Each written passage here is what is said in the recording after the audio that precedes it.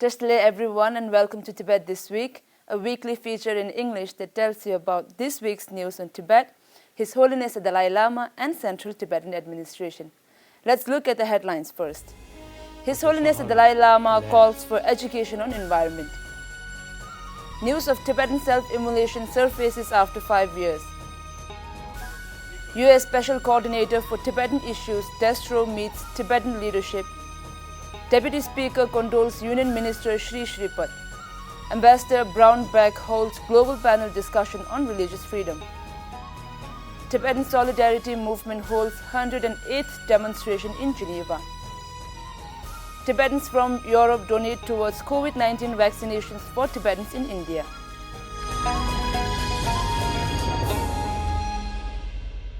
During the conversation on the crisis of climate feedback loops last Sunday, His Holiness the Dalai Lama said education and the effort of young leaders can raise awareness that things are serious with environment and climate change. Generally, world more materialistic thinking. And then finally, small circle, my nation, my community, as I briefly mentioned. So now it is quite rare who talking about world, about environment, these things. I really feel this is a sign of hope for future. Like my generation, now ending. So like you, the younger generation, really,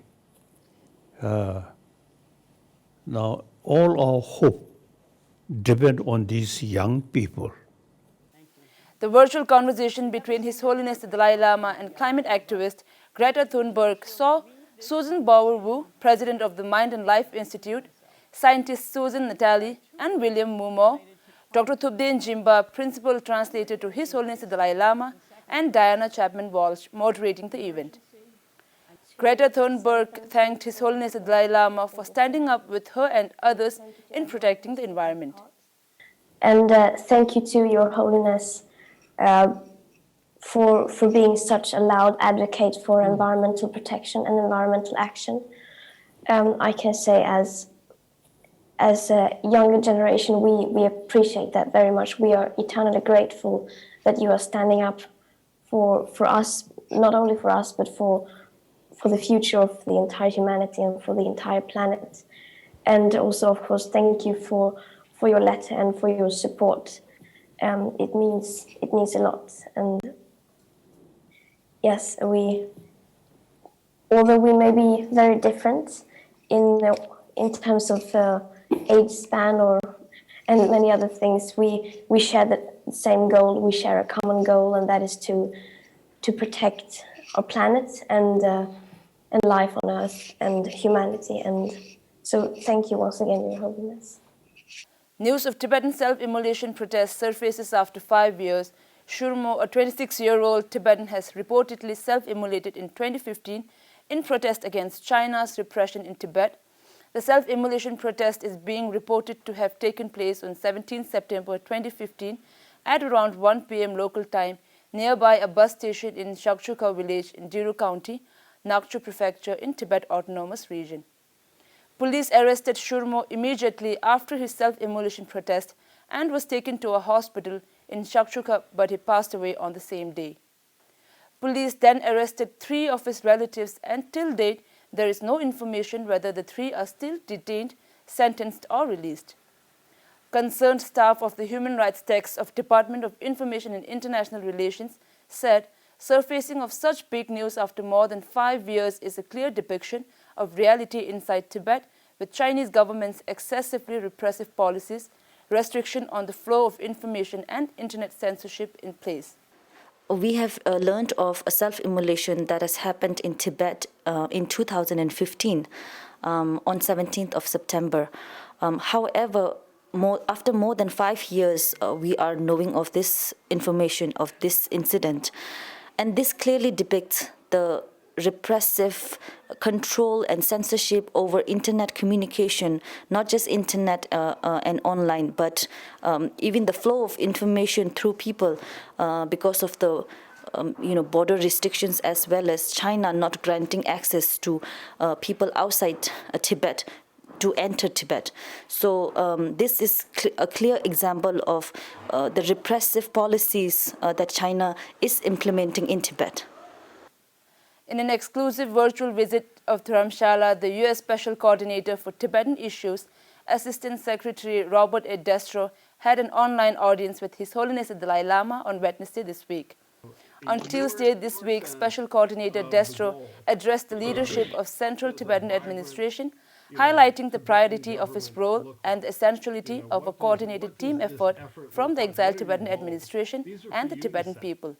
And for us, our job is to be of service to you as you work through the preservation really of the Tibetan community, of the Tibetan language, of Tibetan Buddhism, and of your own special character as a people. Sigyong Dr. Lobsang Sengye lauded Assistant Secretary Destro for being the only special coordinator who, within a short duration, has participated in so many webinars, issued so many statements, and been the most vocal spokesperson for the Tibetan cause. Sigyong further appealed to Special Coordinator Destro and his team to prepare an adept report on Tibet, emphasizing and highlighting the historical status of Tibet for the coming February and March report on Tibet.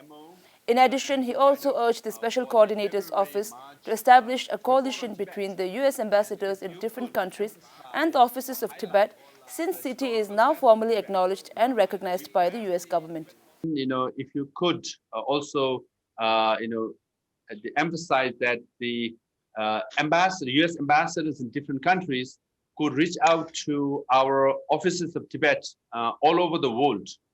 Now that CTA is formally acknowledged by the Tibet Policy and Support Act, so it has an element of, legal entity which will be, acknowledged by different embassies, and perhaps as one step, easier step is to invite them to their receptions, July 4th receptions, so that our representative could participate in July 4th receptions all over the world, and step by step, they participate in more formal events and joint events, and that's how we build this partnership and we magnify the voices of the Tibetan people.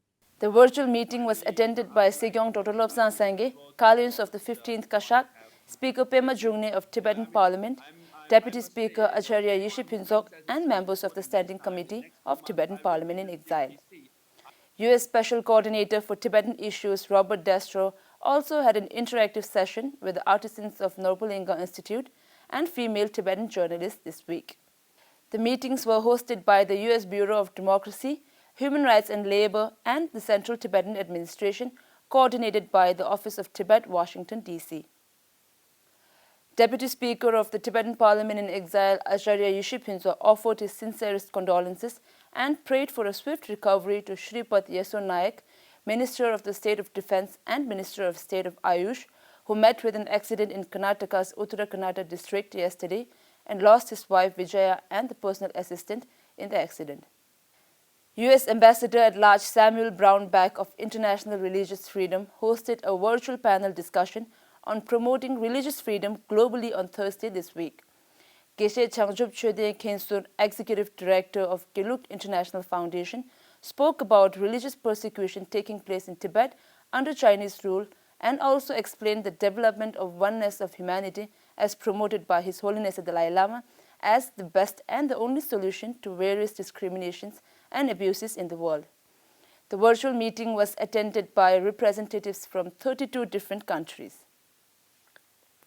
The Swiss-based Tibetan families continued their demonstration Tibet Solidarity Movement in front of the UN in Geneva, Switzerland for the 108th time on Wednesday this week since its start in 2012. The Tibet Solidarity Movement is organized by 5 Tibetan families who travel from different parts of Switzerland to Geneva on second Wednesdays of every month to express their solidarity for Tibetans who continue to suffer under Chinese repressive rule and to seek support and attention of the international community to resolve Sino-Tibet issues through dialogue. In addition to protest in front of the United Nations, the group of families undertook Tibet awareness campaign through the distribution of leaflets at major public places in Lucerne, Switzerland, and also staged a peaceful demonstration in front of the European Union building in 2017. Representative Chime Rigzin and staff of the Tibet Bureau Geneva visited the demonstration site to express appreciation to the families. In the face of unprecedented challenges of combating the Wuhan-originated COVID-19 pandemic, members of the Tibetan community in Austria and the Tibetan from Horgen section of Switzerland initiated a financial contribution towards the arrangement of COVID-19 vaccine for needy Tibetans in India. Joining the efforts of CTA's preparation for arranging COVID-19 vaccine as and when the vaccine is ready, the Tibetan community in Austria contributed a sum of euro 3,298 to the Department of Health CTA.